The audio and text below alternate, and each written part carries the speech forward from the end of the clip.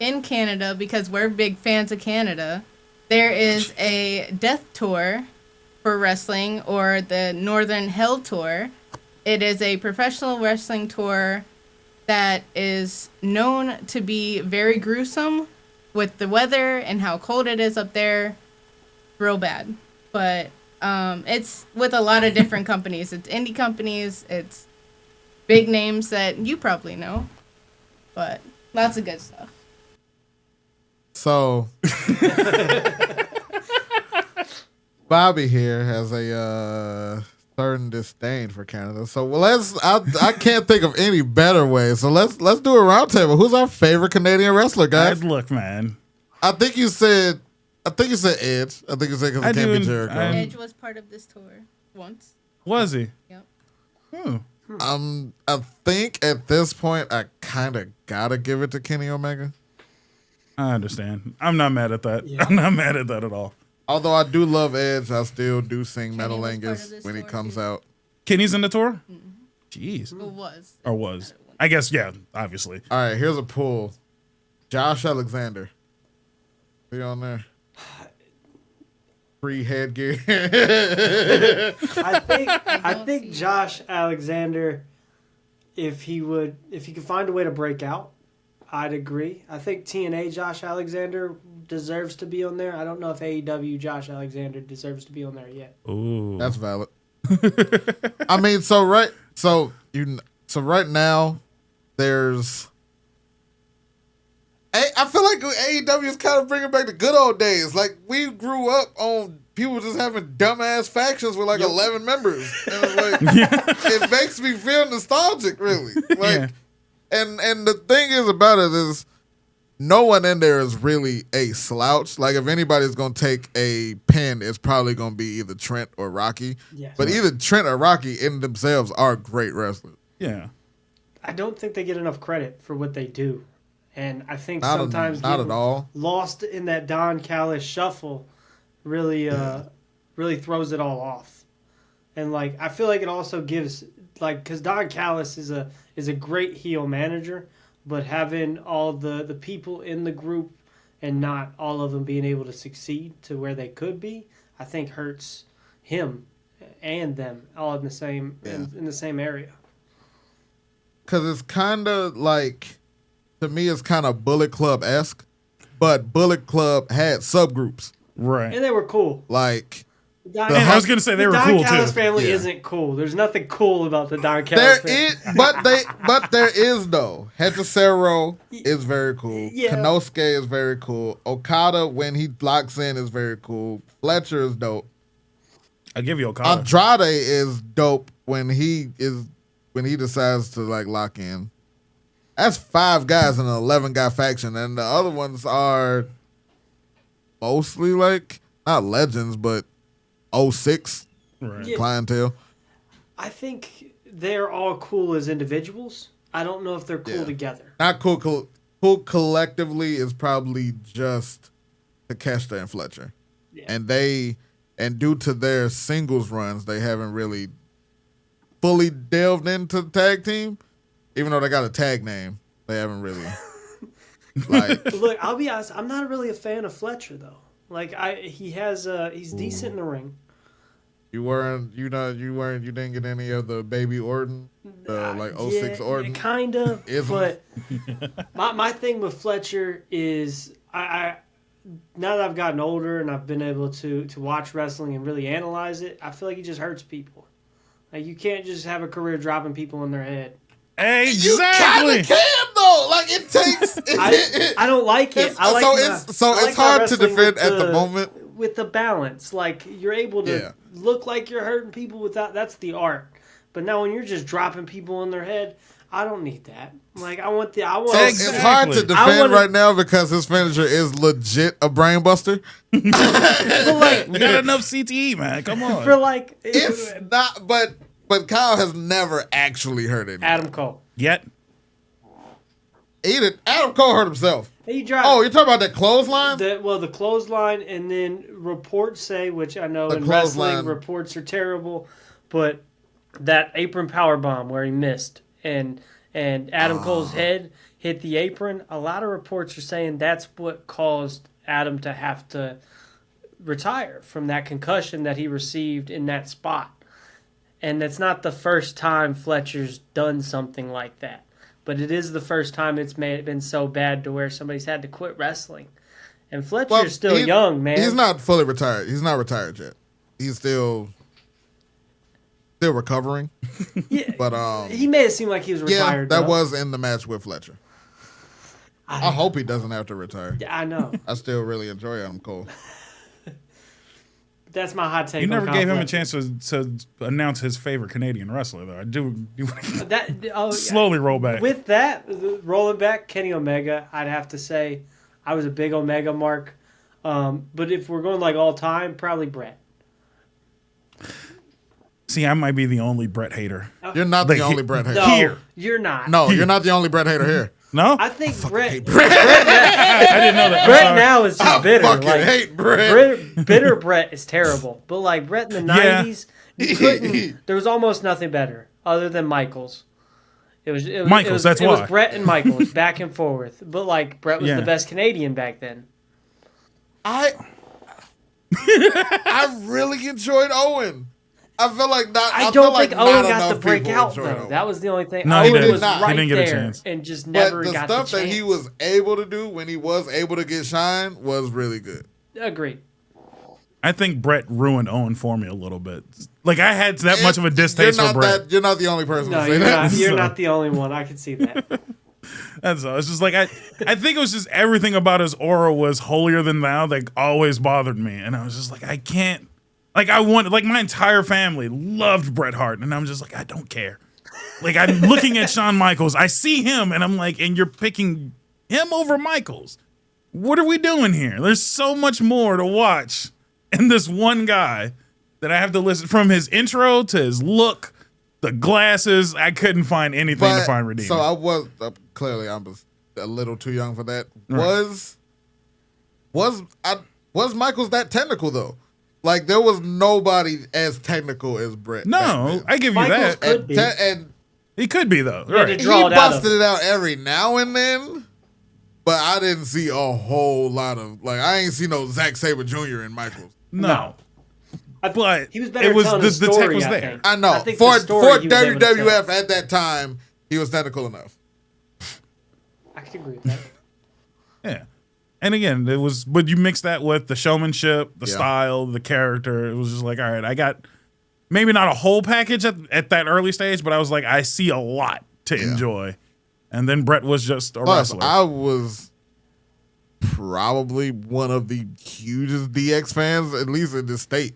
Like, motherfuckers, like, I loved DX, and the cornerstone of DX was saying fuck Brett. Kinda like that, like to a degree. That didn't help. That was the whole point, if you think about it, of like the original iteration of DX was pretty much just F Bret Hart and F Canada was pretty much the whole premise behind the group.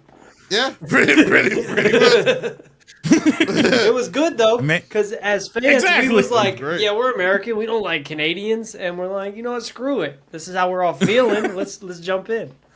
Exactly. And maybe I held on to that part a little too hard, but Very hard. look, I have reasons to have a beef with Canada. It wasn't just most wrestling. of them is Ryan Reynolds. It was Ryan Reynolds, then wrestling, and then my ex-girlfriend cheating on me with a Canadian. Like, I got a laundry Okay? list. You got reasons.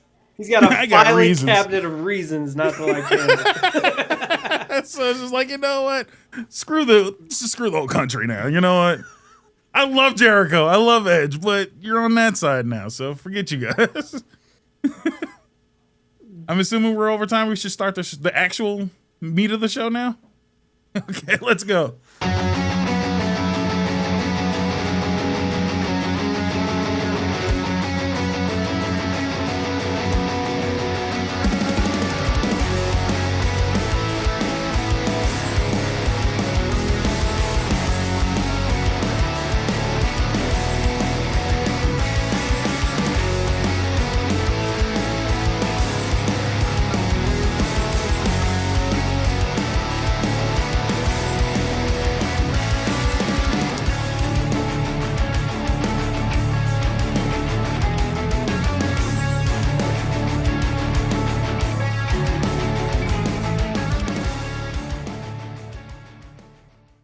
Welcome back to the Nonsense Podcast. I'm your host, FNBob. With me, as always, on the other side, Henvincible. I feel like a little appropriate to do the full thing. Do your full. I am HEN. Yeah. VIN. Yeah. CIBLE. That's me. I love it. I hope everybody took off their headphones for that. In the back, as always, is our lovely engineer pushing the buttons, Kelly. Up here, I forgot to introduce him to you earlier. That's our HR, Chad Bear. Okay. We had to hire HR because people complain, and I don't care. Talk to the bear. I love it. And we have Sir Quacksalot, our security. Full cast and crew here with us. Special guest today from another podcast. We never, mind you, interviewed another podcast. This is the first. Okay. Podception. So yeah, a little bit of Podception. Justin from, I don't want to mess this up, IWL podcast, correct? ILW. ILW. Yep. I love wrestling. I knew I was going to do it backwards. I'm a dummy. Justin's here from the other podcast.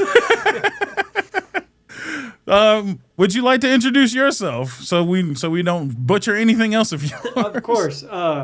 I'm Justin Woolwine, the host of the I Love Wrestling podcast, also just known as the ILW Pod.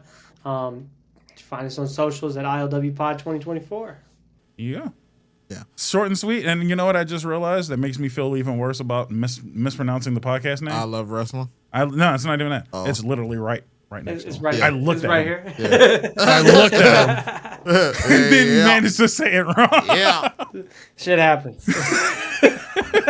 Justin, welcome to Nonsense. No better way. Yeah. So, yeah, let's get right into the meat and potatoes of this episode. I personally would like to know a lot more about you because A, never interviewed another podcaster. And sometimes podcasts are in like their own little ecosystems of themselves. We are. And don't branch out too often. And in another ecosystem, those damn wrestling fans. We always got to stir the pot, always got an opinion. And that we do. Man, no, this is nice. Bob doesn't have the opportunity to consume that much wrestling. And I have actually been consuming more wrestling recently than ever. So this is nice. This is nice. Welcome to Nonsense Land. Thank you. I'm excited. I'm with you. Can start at a surface level. I enjoy the kayfabe, whereas others like to get down to the the nitty gritty. And I'm just like, can I just keep the allure? The allure of what it is. Well, if I direct you to Netflix's WWE Unreal, no, they would not like that at all. Actually, Jesus. So ILW. See, I was gonna do it wrong again. ILW. So how did that get started? What was the just the history? Genesis. Funny We're enough, the TNA. about I want to say 3 or 4 years ago. I'm terrible with timelines, but 3 or 4 years ago, I started a wrestling action figure channel. Where I was reviewing action figures. Hey, okay. I thought you were on some stop animation shit, Actually, and I was yes, about to pop. I was, and I That's still cool. do. I have wanted to. I watched so many shorts of shit like that. Look, I'll That's send you really a cool. link because I have a whole action figure show that I've been doing since then. I took like 6 months off. I want to say I had a bad breakup, and I didn't do nothing for like 6 months. And then when I started it back, I originally had an idea to interview other people who did the stop motion, or they call it pick fed, is what the technical term for it is in that little realm. I was going to interview them, but interviewing 14-year-old kids is not easy nor fun. They don't want to respond. They're not on time. They don't want to work with you because they're kids. So it didn't work. And I was talking to my dad, and I was like, Dad, I have this idea. It's just not working. And he was like, why don't you just message the wrestlers? They're on Facebook. They're on Instagram. Just do it. And I was like, no, it won't work. And then he told me to message some of the guys we saw on the West Virginia independent scene when I was a kid. So I messaged Madman Pondo and Too Tough Tony, who I used to watch all the time as a kid, and they responded. And ever since then, the ball's been rolling. As of September 19th, we was at a year. I filmed over 164 episodes. And on the year anniversary, I got the Hardys on, which was actually insane. When I started doing the podcast, I made a list, and I was like, I want these 3 people or these 3 groups, I guess. I wanted Hogan because I was a big Hulkamaniac when I was a kid, and he passed away. I want CM Punk. CM Punk is my all-time favorite. Even before I moved to Chicago, Punk is my all-time favorite. And then Jeff Hardy, and I was able to get Hardy, and I came close to getting Hogan before he passed, but that obviously will never happen. Well, I mean, AI still exists. You might be able to make that work.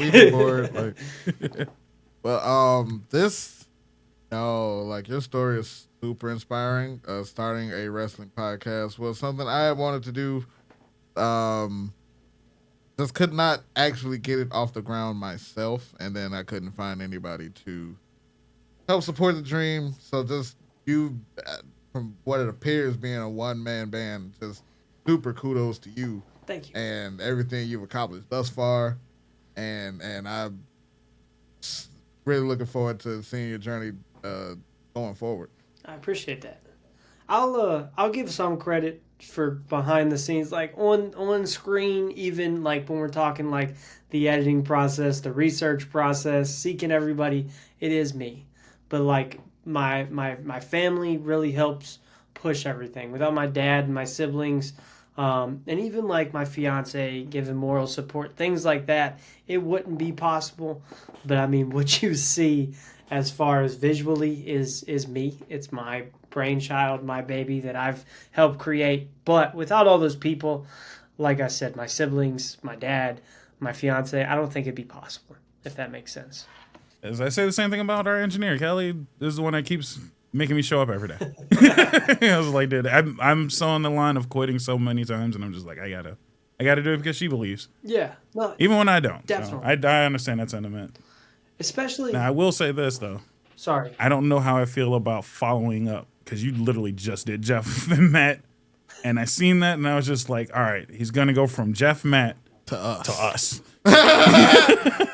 And we're a great tag team, but look, I put it this way, and my whole vision behind doing the podcast, honestly, once I started getting the wrestlers on, was like, because the thing is, you can get caught up in how am I going to top that last interview, and the truth is, you might not. Like, there's always going to be an instance like I might get the Hardys on, that might be the peak, but the next guy on, his story might be just as important to him or somebody else than that Hardy Boys interview was for me or somebody else.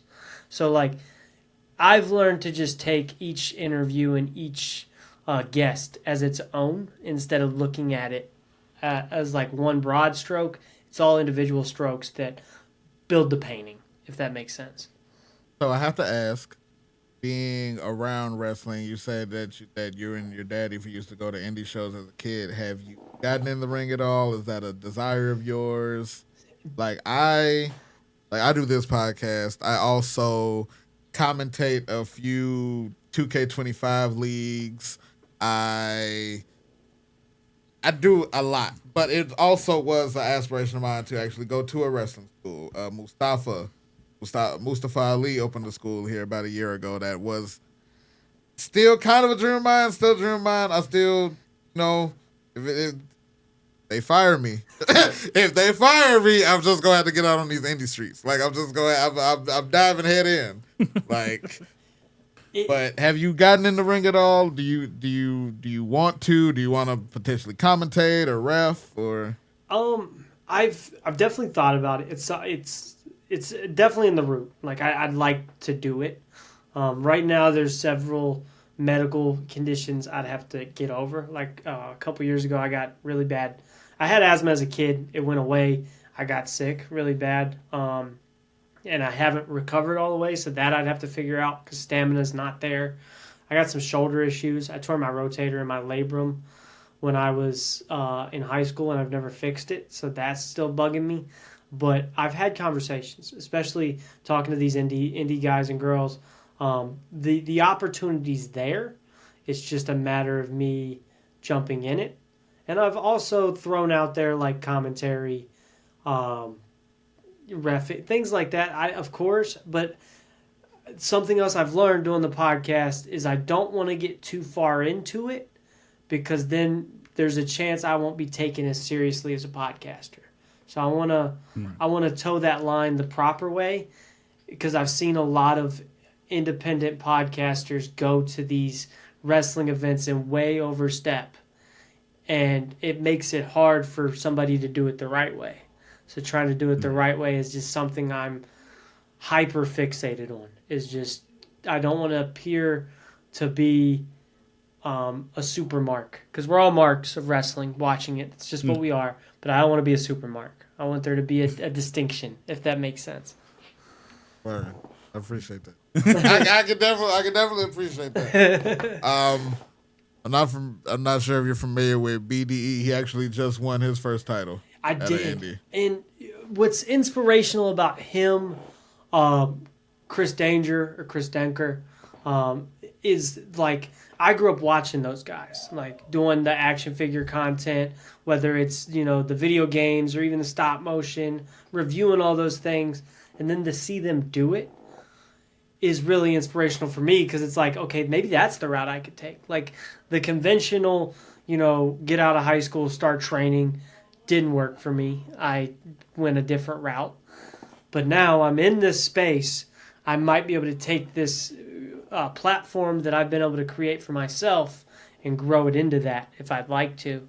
And I always just tell people it's a matter of time. I can.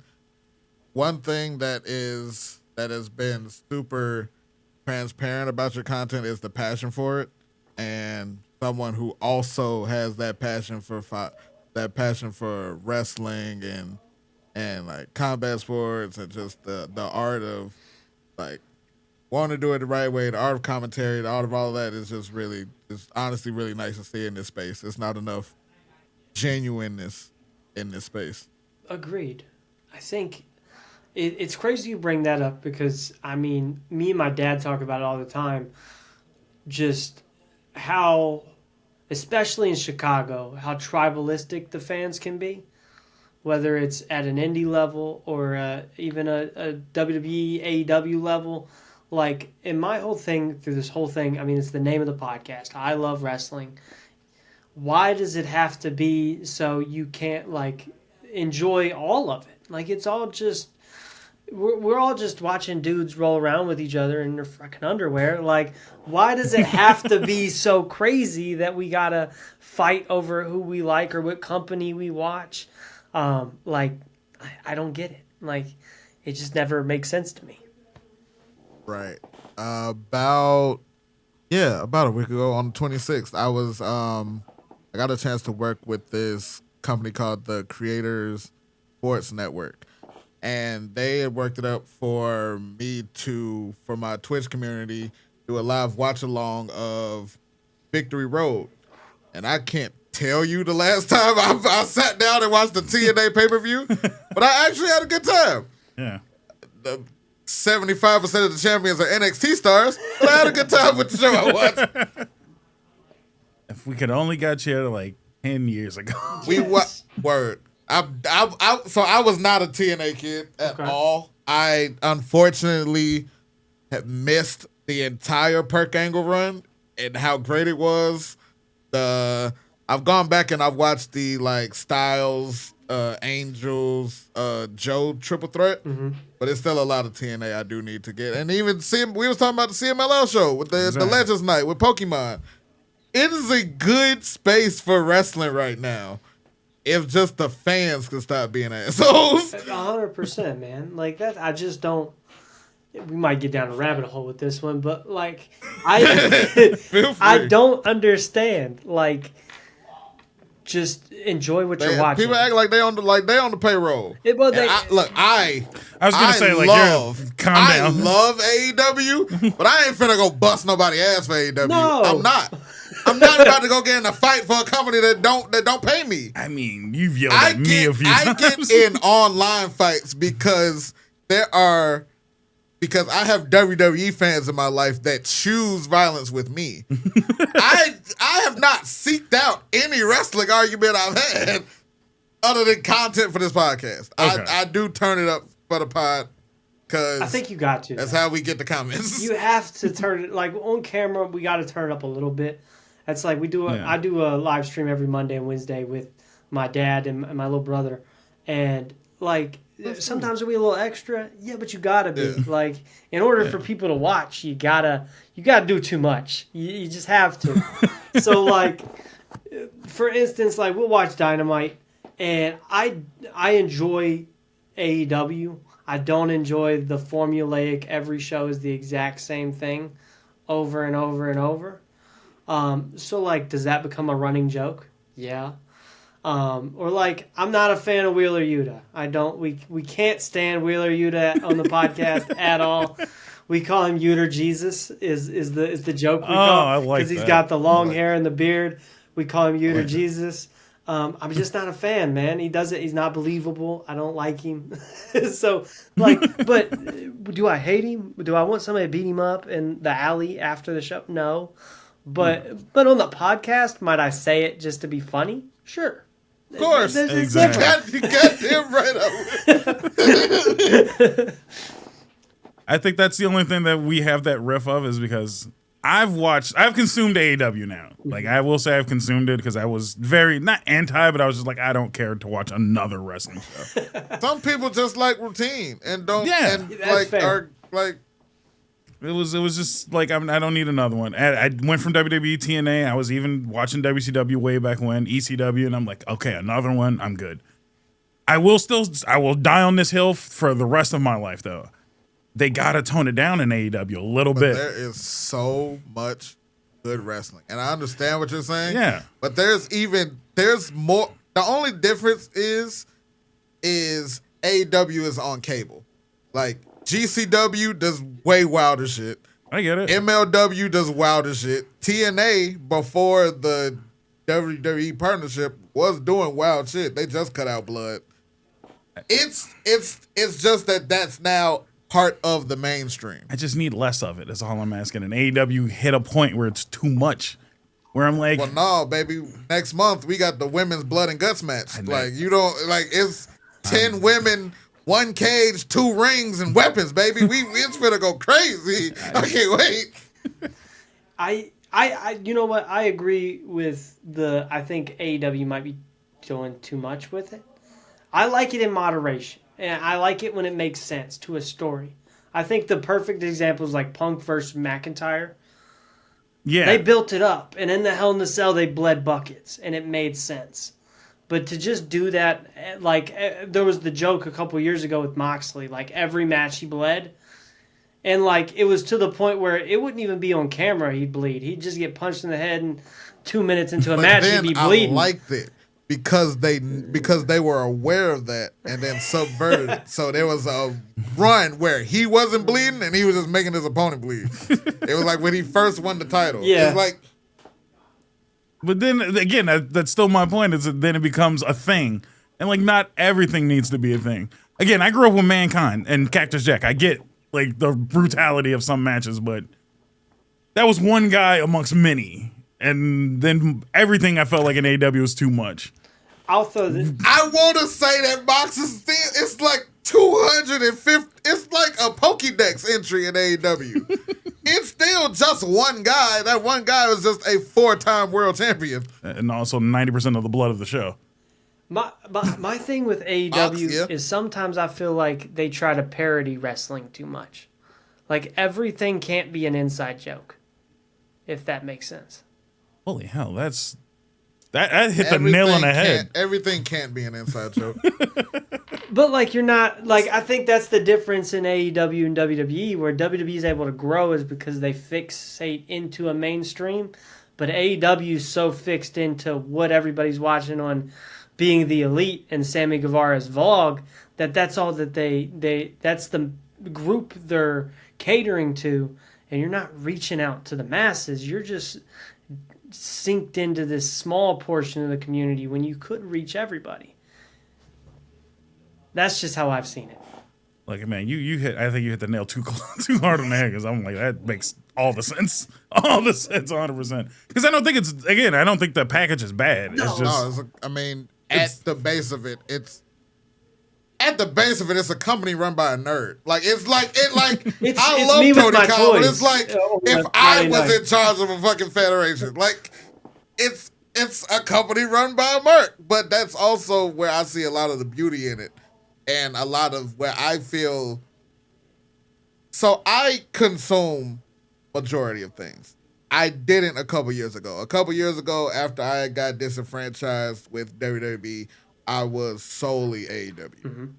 Then, time allotted, I was able to consume more. Now I consume a lot more. It's still not as much as I would like, but a lot more. But the thing is, what got me disenfranchised was a lot of times feeling like my intelligence was being insulted by WWE. And why AEW started out as the inside joke thing is because everything was an outside joke to WWE. They were in a bubble. Mm-hmm. They acknowledged nothing. So now that you can motherfucking say a wrestler at another company, you can acknowledge this shit that happened online. You can acknowledge this. Like, they are not in a bubble. So it was just a nice juxtaposition.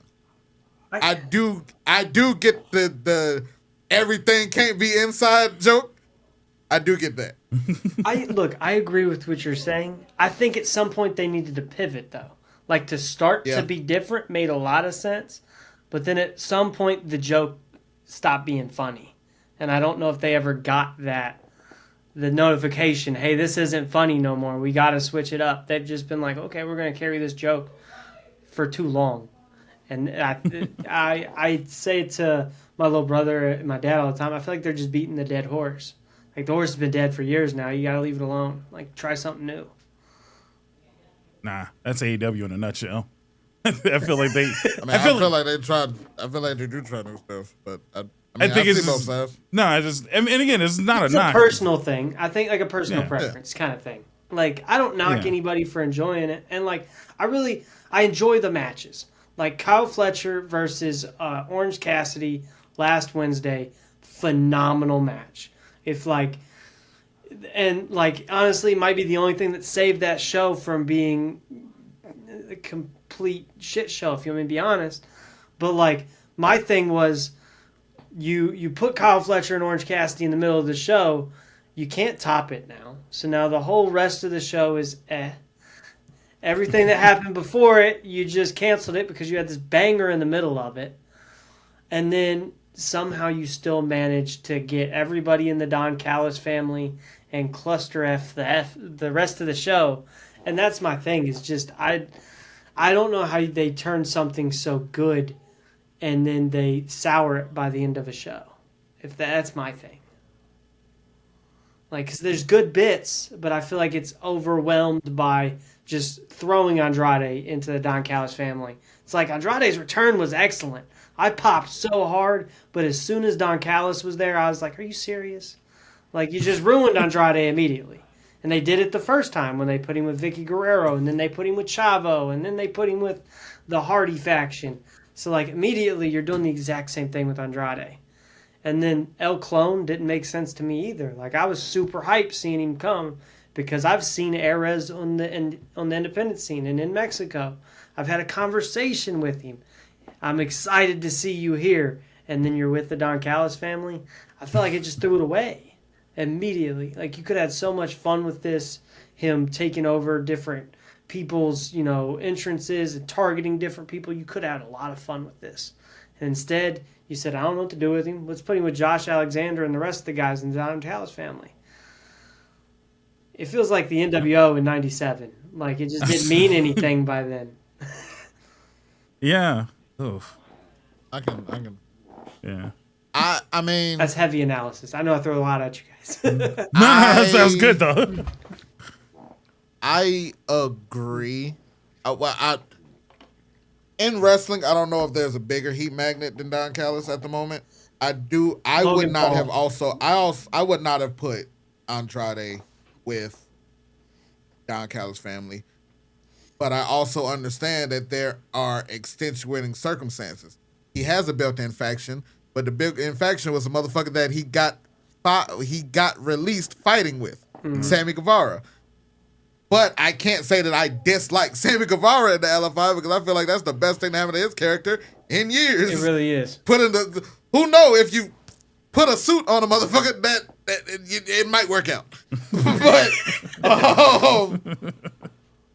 I also am not 100% sure what's going on with Beast Mortos, who's also was in LFI, who also has issues with Sammy Guevara due to comments he made about Mercedes Moné. The best thing I can see, though, because I've learned to not trust Andrade at fucking all, I can see him taking the other two luchadors in the faction that make no fucking sense being there, and eventually there being a huge ass LFI. Yeah. That's my best case scenario. You know, with the Sammy thing, like with the Guevara thing, I think another big issue within AEW is them not being able to handle conflict. Like they just let the prisoners run the asylum. Like if it doesn't work, even if you try to separate them on different shows, like you still end up at the end of the day with a CM Punk, Jack Perry, Young Bucks situation because you didn't handle the root of the problem.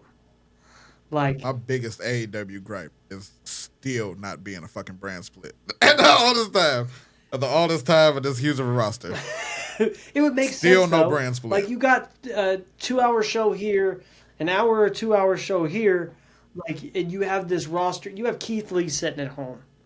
Why? Why is Keith Lee at home? Like he is main event anywhere in the country. Why is he at home? You had Wardlow on the shelf forever. He like happy and healed. Why is he not on a show? I didn't even know he was on that show at all.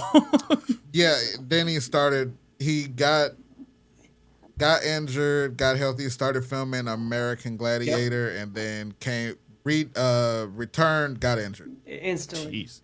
But I mean, he got injured in his return. Like you're not getting the reps. Like they're not healthy. Like they're not ring ready. Like they might be healthy, but they're not ring ready because they're not in the ring all the time. I feel like they need to, because AEW doesn't do house shows. Mm-hmm. WWE does an exorbitant amount of house shows, typically running the same match, which kind of still see on Monday and SmackDown.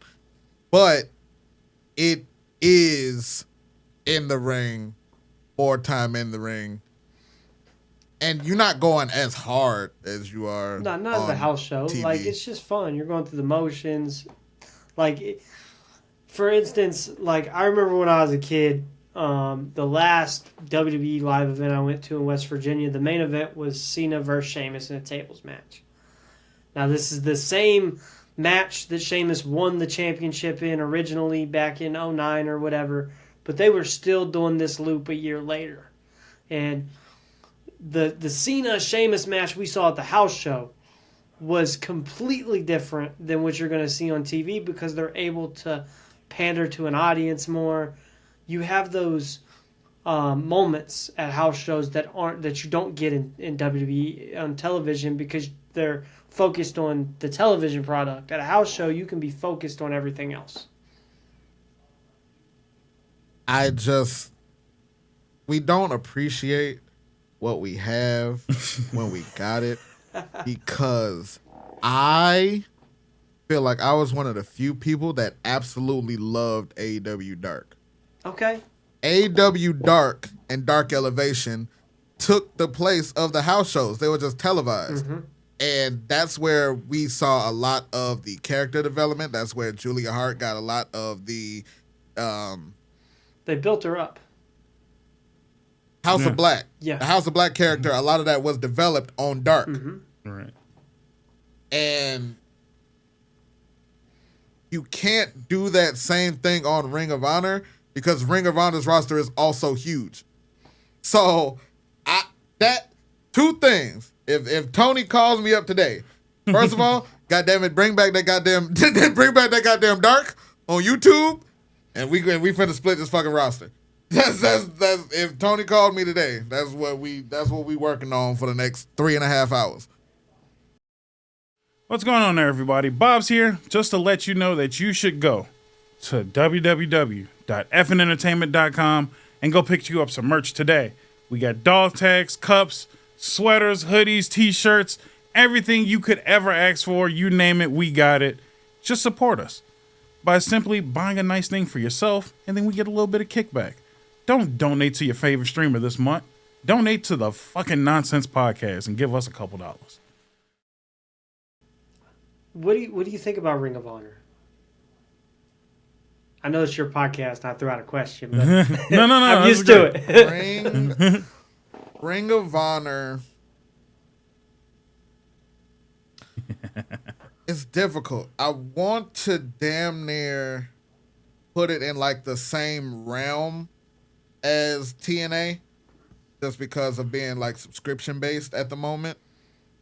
But I know what TNA was, man. I mean, I don't know what TNA you was, weren't there, but yeah. but I know what Ring of Honor was. Yeah. I know what Ring of Honor was.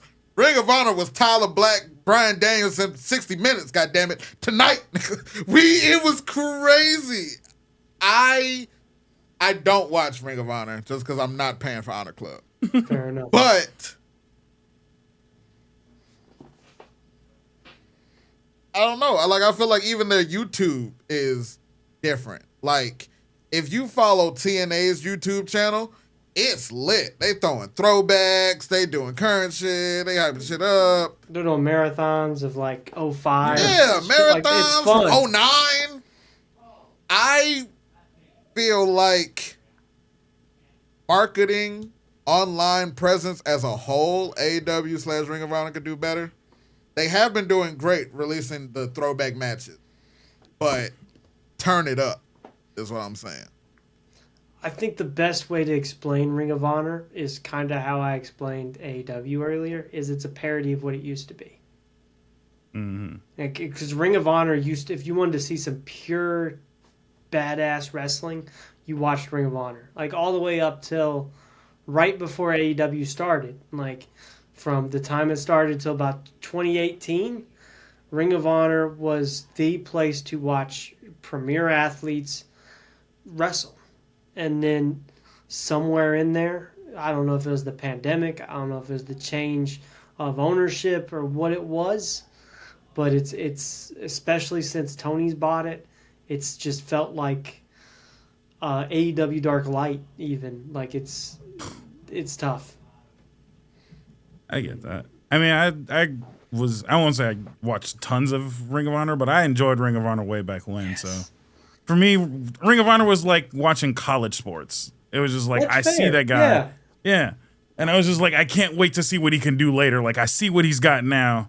Now just put him on a bigger show, and then he's going to get a character that's larger than life and all of that stuff. Like, I'd seen when CM Punk was there and stuff like that. And I'm just like, that guy's going to be good once he gets an aura of a character. But watching him just purely wrestle was just like, that's also fun to watch, too.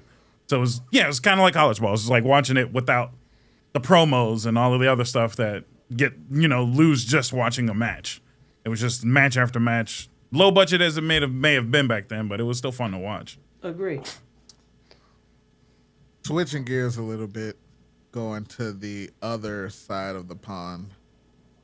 How are you feeling about this John Cena retirement? I think I just had a conversation about this the other day. I feel like January and February were excellent. I feel like the Rumble, it's rare to be a 25-year-old man and cry over a moment, but John Cena lost the Rumble and I shed a tear. I was like, oh shit, my childhood was just taken. Like they just took that from me and I wanted it so bad. And then the Chamber happened and he won and I was like, fuck yeah, we're getting it. Cena one more time, let's do it. And I was all for babyface Rhodes versus babyface Cena. I was like, they can tell a good story. It's built in. Like Rhodes, like his mentor was Cena and Orton. Like this makes sense. I'm ready. And then the heel turn happened, and I was so excited. Other than I'm like, why the hell is Travis Scott here?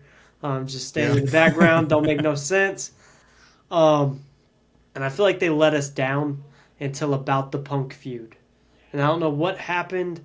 I don't know what gears switched, but Cena was acting different as a heel with Punk than he did with Orton, than he did with Truth, than he did with anybody else. And I think the babyface turn was interesting. I wasn't against it, but it came out of nowhere. The SummerSlam match was great. I like the false finish after false finish. They fought all over the arena. I don't think we was expecting that, especially in this version of Cena. And what we've got with this run so far, I feel like expectations were so low for SummerSlam because they shit the bed at WrestleMania, and they exceeded. And I really enjoyed it. Logan Paul versus Cena might have been the best match I've seen from Cena in the last, 5-10 years, other than what he's been able to do with Styles. And throwing the Styles match. Paul, Styles, and then that one match with Sammy. Yes. And I don't know, I'm excited to see what him and Styles do in Perth, but I'm really excited to see what Survivor Series looks like and what that last match looks like. Because they say to expect a lot of, to be surprised. This is you think what we've done is so far. We're gonna top that. We're gonna subvert all expectations. We're gonna hit it out on a bang, and they've said that a lot. And they've, Triple H is good sometimes at delivering. This last year's been last 2 years before that were good. So I'm excited to see what the end looks like. And I've been trying to hold all, I guess, the overall opinion of the run until it's over, because I feel like, even with 4 dates left, we still got a lot to soak in, and I'm ready for it. So at the end of the last AEW pay-per-view, Edge was like, "Oh man, I gotta go home. I gotta check on my family. I gotta make sure they're okay." Blah, blah, blah, blah. And the entire internet was like, "Tony did it. Tony let Edge go back." No, motherfuckers. He's just filming Percy Jackson. But that was great for 5 hours on Twitter. Yeah. Everybody was. It got me hyped. Look, I'm not gonna lie. For a second, I wanted to suspend disbelief, and part of me was like, how badass it'd be if Tony let Edge and Jericho go for 2 or 3 months. I would have loved it. Just long enough to have those matches and then come back. It'd have been perfect, and it probably would have. It probably would have helped the relationship that WWE and AEW have, or lack thereof. It might have been able to be okay, instead of taking shots at each other, let's pretend like we're taking shots at each other, fuel the tribalism, but realistically, we're growing this community to heights it has never seen before, which I think would probably be the smartest option. That genuinely was, for a second, the hope that I had with the TNA partnership, because they had the AEW partnership in 2019 that we still don't really know what happened with that. It just kind of ended one day, and nobody knows. And then, as someone who had a decent level of respect for TNA prior to this, it's dwindled. It's dwindled some because it doesn't even feel like NXT is really treating TNA with respect. But I thought that they could have been that middleman for peace, of some type of bridge between Triple H and Tony. And no, they kind of just gone the shuck and jive route, which is cool. But let me remind you, 75% of their current champions are NXT talent. Yeah. What? So, my thing, I've enjoyed the TNA partnership with WWE so far. I think things like your TNA champion being in the Rumble or on WrestleMania are probably heights that TNA's never seen before. People legit died thinking that was never going to happen. And like being able to have the How do you feel about Joe Hendry? fair enough. I love Joe Hendry. I'm not sold. I Look, don't fully believe. I believe WWE has not made him look the greatest. I believe in him. I put him in the same light as somebody like Eli Drake or LA Knight now. Like a lot of people see them as a parody of your Rocks and Austins. I think that they've been able to capture what maybe Rock and Austin had in the 90s, turn it into a modern version, and with the machine behind them, could end up being, I don't want to say the levels of Rocks and Austins, but we could talk about them in the same category as we do Cena or Rhodes or Orton. But that machine's got to get behind them. And I don't think we've got that yet. And I don't know if it's because of their age or because the WWE didn't build them or what it is. But I think with the right booking, they could end up being the biggest stars of this next generation. So we are running low on time. Thank you so much for your time you spent with us. It's been amazing. I want to ask, do you have a comfort match? Like, if I'm feeling nostalgic or if I'm feeling a little down or if I'm bored, do you have a match that you go back to like, fuck yeah, this is why I'm 10 toes down for wrestling still? There's a couple. One is Pete Dunne and Tyler Bate at TakeOver Chicago. I was there. I was live. Oh, what? So cool. That one's one. Two. I want to say it was on Raw, Cena versus Michaels when they went an hour. I remember watching that when I was a kid, and I was probably 6, 7 years old, and it was just when wrestling was starting to make sense for me story-wise.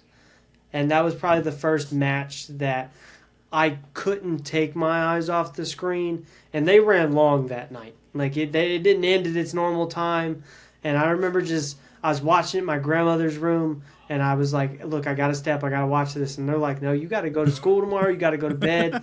And I fought tooth and nail to watch this match, and it's still one of those I can turn on at any time. And then I guess last, just to throw another one out there, anything with Van Dam and Hardy, any iteration of Jeff Hardy and Rob Van Dam, I can watch them all day long, and it'll never get bored. Me and Rob have some extracurricular activities in common. Agreed. Love Rob Van Dam so much. I love Rob Van Dam so much. I pray that I get to meet him one day. He's a great guy. Van Dam, Edge, and Punk were just my 3 as a kid. I hated Edge growing up until he made it so easy to hate him. Until I was about 10, and like that was right before he retired. So like, it was 2010 Edge is whenever I the gear switched, and I was like, okay, like his style was a little different then. He was taking on like Dolph Ziggler, and Edge next to Ziggler at that time, you couldn't like Ziggler. There was nothing in the world that was going to make you like Dolph Ziggler at all. Yeah. So like I think that might have been what really switched it. And then he was fighting Del Rio, and I didn't like Del Rio as a kid either. Yeah. Those were his last 2 feuds. Yeah. Del Rio and Dolph. But before that, I hated him. I couldn't stand Edge, especially when he fought Cena. I'd cry when he'd do some obscene shit to Cena as a kid. And I love it. That was definitely a cornerstone feud. One of my favorites. They do a WWE feud show on A&E, and I love that show. Ooh. It's a good one. That was great. Speaking of Dolph, do you have a favorite seller? You know what's funny? You bring that up. Is last night I did a live stream with my other brother. It was his birthday yesterday, so we did a live stream. Happy birthday to him! Thank you. I'll let him know you said happy birthday. But we was watching the Dudleys versus the Hardys versus Edge and Christian, and Devon Dudley might be the most underrated seller of all time. The way that man will get hit with something and then just start shaking and convulsing. I was just gonna say the spasms. Insane.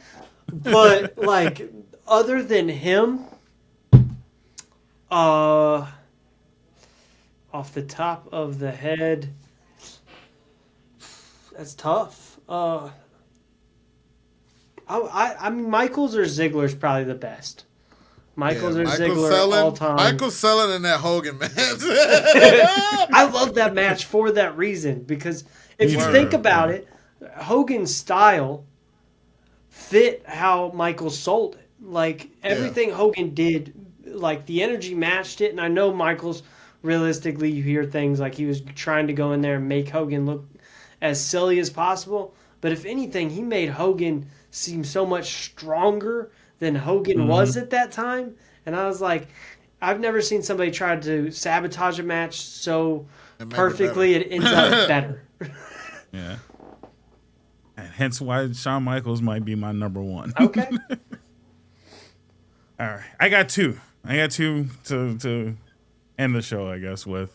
I need to know, maybe not for wrestling, but I would like to know what's your favorite, just like, I remember this moment in time of wrestling, whether it be like a match, a promo cut, or just anything that just happened during that time.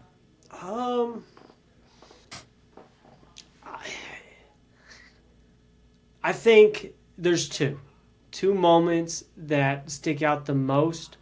One would be Survivor Series 2014, I think, as a whole. Sting returned, Goldberg squashed Brock. That just show, I think, really stood out to me as a kid. And then the streak being broken. When the streak broke, I don't think it sunk in. It was almost like, and I don't mean this in any like crazy way, I don't know how else to compare it, but it was almost like somebody like you knew, like a close friend just passed away. It was like, what did I just watch? I had to go through the whole grieving process, like the whole steps. No, I feel you. Like that, like it was like almost a traumatic experience. Because like growing up, that's all I heard about was this streak. Because like I think it was around when I was born that they started even mentioning a streak. Around that 2000, like early 2000s era is when they just acknowledged, hey, Undertaker's got a streak. So my whole life, it was just, will the streak be broken? Will the streak be broken? And then WrestleMania 30, they crushed my dreams. And I was like, oh my God. Trust me, that's one of them, because I remember the day. Like, it was, again, no disrespect to anybody else. That was my 9/11. I remember the moment, because I didn't watch the match. I had somebody tell me, and it was like, did you see? The streak's broken. I'm like, no. There's no way. That's not how that works. And I was like, he fought Brock. Why would he lose it to Brock? That doesn't even make sense. And I was just like, that's not real. And I had to go look at it to believe it. I'm like, maybe something happened. Maybe they're going to reverse the decision or something. Like, this is not how this is going to go. Also, can I just say, sometimes I really miss the WWE Network. Yes. So much. Like, fuck Peacock, fuck ESPN. Like, that WWE Network was where it was at. It was so good. Everything was there. Like, it was funny because right before the network come out, I had just got old enough to figure out how to maybe obtain videos without, legal means. I might have been on Pirate Bay getting my wrestling. You know what I mean? We dox no one here. So like, I had just figured all that out. I just like burnt all the Nitros and Raws. Me and my dad were watching them, and then they're like, "Oh yeah, they're on the network." And I was like, all them hours gone, but it was so like everything was there. Everything was accessible. Like, it was on easy. LimeWire when Spotify dropped. I was like, God damn. It just they made it too easy, and then they took it from us. Yeah. So what was the other moment? I just want to make sure I didn't forget. It was two, so right? Survivor Series 2014 as a show, and then WrestleMania 30 streak being broke. Now I have one and I only want to share this one because I've never mentioned this on the podcast before. One of my favorite moments was when CM Punk won the title in Chicago, and he took off. Okay. And it's only for one reason. That's still, I think, my favorite match. Really? Cena, Chicago, yeah. So the reason had nothing to do with the match. I don't know if you guys remember it as well as I do, but after he won, he leaves, blows the kiss goodbye, and they start panning around the crowd. And there's one guy in the crowd that was crying. Bald Hispanic guy. He's like this. Tears running down his face. Co-worker of mine. Oh, shit. That's good shit. And I never let him live that down. I don't even work with the guy anymore. I see him every once in a while, and I just always have the video ready when I know I'm going to see fire. him. I'm like, that was you, right? That was you crying, huh? That's good. I get it. It's emotional, but it's a bad look to be on TV like that. Definitely. I love it. Rewatch that match to find him. Yeah, now we're all gonna get off here and go watch that match just so we can find it. Just so you can find it. He's not hard to find. They pan right to him, and he was teary-eyed. He couldn't fathom the moment. I'm just You'll like, get a screenshot in about 15 minutes after this. He hates that I bring it up so much. He's done so many other great things in life. He has 2 beautiful children. He's got a full wife. All of that, and I always make sure I bring up that one moment of his life, and it's just like it'll stick with him forever. I love. Wish I was that famous, but he got it. He got it before I got to. Ms. Cry Girl. Yeah, it's kind of like that. Cry Girl's fire, or the kid Cena made cry in Berlin. Like, it's just gonna be synonymous. I was hoping that he would become one of them. He didn't pop as much as everybody else, but I seen it, and I was just like, I'll never let it go. You still could, though. There's time. There's time to make it happen. Maybe today's the day. Maybe today's the day. We'll just keep posting it up. The algorithm. All right. So my last question, because I know Henny's going to want to talk about it. I would just like to know, like, one of your favorite moments at being at a wrestling event. I already mentioned it is TakeOver Chicago. I don't think I've ever been in a building. First off, this is my first pay-per-view. I've never been to a pay-per-view before. I know some people might say NXT takeovers aren't pay-per-views. It's definitely a pay-per-view. Yeah, I counted them. It was I think the whole show was booked masterfully, for one. And just, it was the first time I ever seen Velveteen Dream. And Dream, NXT Velveteen Dream is unlike any other character I may have ever seen, and I don't know if we'll ever get a character quite like that. It's sad that the route that's taken. That's a conversation for a different day. But Tyler Bate versus Pete Dunne, hands down, probably the best match of that year. I don't think anything tops it that year. Best match. Them two guys just killed each other. Like seeing the Taker like dive Bate did outside the ring, and Pete Dunne just to smack him out of midair was insane. And then, like, I don't think Bobby Roode versus Hideo Itami gets the credit it got. It was a phenomenal match. No way. Kenta does not get Hideo Itami does not get anywhere near the credit he deserves. Like I he's still GHC World Champion. Oh shit. And then to main event, you had DIY ladder match, AOP, DIY breaks up. And the craziest part about that is, a match ends, and sometimes you're eager to get out of the crowd. You're eager to get out of the building so you don't get lost in the shuffle. And me, my dad, and the couple others that were with us got up, was starting to walk away, but keeping our attention kind of on what's going on. And all of a sudden, we hear the crowd pop, and we turn around, and Ciampa's on the ground. Gargano's on the ground. Ciampa just threw him down, and we saw the turn. And I was like, we almost missed all that.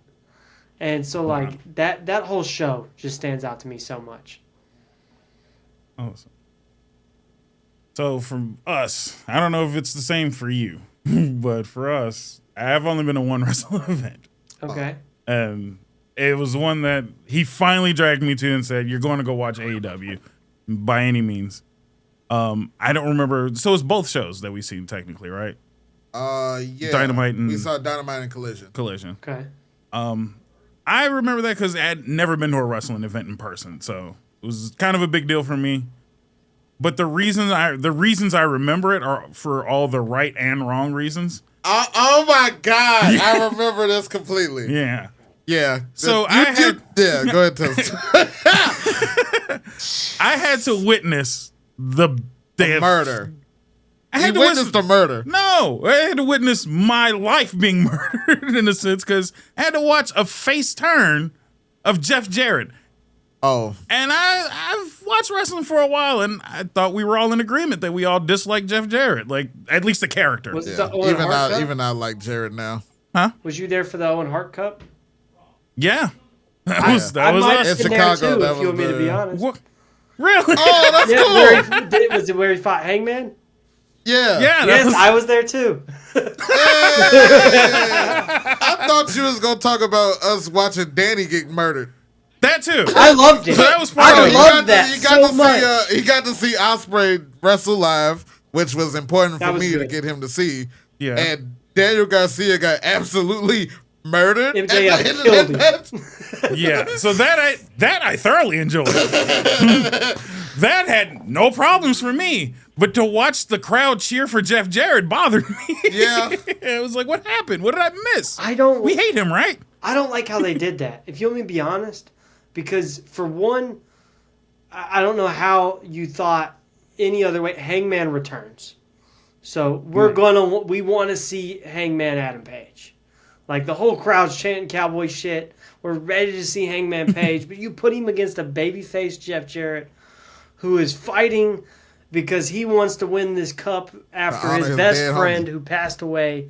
Like, you could have put Hangman Because that was the against start of the anybody Hangman. else. That was the start of the Hangman heel turn. Yeah, That was the start. That was his return after the fucking I think after that man broke in and cut a promo on his baby. I think they shit the bed on the Hangman heel turn too. Oh. Oh, I really enjoyed that. I thought everybody wanted to because cheer. Hangman's my thing always was, right. I understood why you're mad. I understand why you're beating everybody up. I get it. I'm not even mad at you. Like, if somebody broke into my house and cut a promo on my baby, I'd want And then to. left for I'd want March. to burn their house You down left that too. motherfucker a t-shirt. God, you gonna leave your merch behind? I'm gonna fuck you up. Are you crazy? Oh, It's like if we just leave a nonsense shirt on somebody's baby stroller. What? Don't think say that. Don't think about it. I'm gonna do it now. just for fun now. Just for fun. It's just I always just thought, like, because if we really think about it, the heel in the Swerve versus Hangman storyline is Swerve Strickland. Yeah. It gotta be. Until he got too cool to boo. That's what it is. But, like, He he's got still the too heel. cool to boo. Like, no matter how you look at it, he's still the bad guy. He's still broke into this guy's house and threatened his baby. Why are we cheering you? Like, it doesn't even make sense. Like, Because it was hard. Because AEW fans are heathens. They just Yes, wild. we are sickos. Sickos, man. It doesn't make sense. But for me, just to wrap us up, because this has been an amazing talk. Too much fun. My moment was Survivor Series 23. Okay. After everything settled, if you watching the TV, the fucking logo came up, everybody stopped, everybody quiet, but you could still hear the sound of haters bitching, and then out of nowhere, yes, yes, we were right. God damn it. Yes, Punk coming back at the end of War Games. Randy being pissed because damn it, this is my return. Rollins being pissed because he really hated that motherfucker. It was great. I like Cody being Corey confused. Graves' reaction was the best. I don't think his reaction to Punk's return gets enough like acknowledgement, but he was there pissed off too. But like just seeing him trying to console Seth the whole time, like, hey man, it's gonna be okay, you'll get your time, whatever. Yeah. And Seth freaking out was so good. That was all wonderful. But yeah, sadly enough, because we're running out of hard drive space at this point, we have to end the episode. It sucks.